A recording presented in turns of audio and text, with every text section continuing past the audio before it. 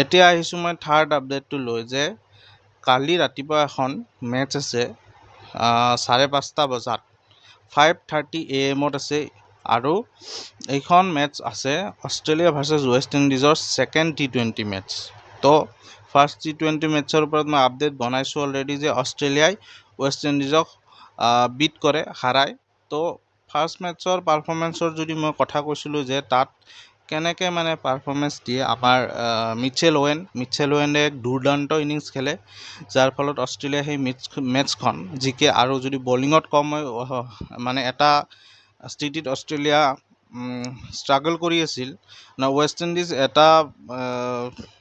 এটা পজিশ্যনত 15 অভাৰত west Indies বহুত মানে ভাল ৰান টাৰ্গেট দিয়াৰ হেৰিত আছিল, কিন্তু বেন ডুৱাৰ্চিছে কামবেক কৰে অষ্ট্ৰেলিয়াক। আৰু বেটিঙতো অষ্ট্ৰেলিয়া ষ্ট্ৰাগল কৰিছিল এটা টাইমত, কিন্তু মিচেল ওৱেনে ফিনিছ কৰে কেমেৰুন গ্ৰীণৰ লগত। তো মিচেল ওৱেনে এইখন মেটচত কেনেকুৱা পাৰফৰ্মেঞ্চ কৰে সেইটো চাবলগীয়া হ'ব, আৰু চিৰিজটো কি ধৰণে ৰূপ লয় সেইটোও চাবলগীয়া হ'ব। তো এইখিনি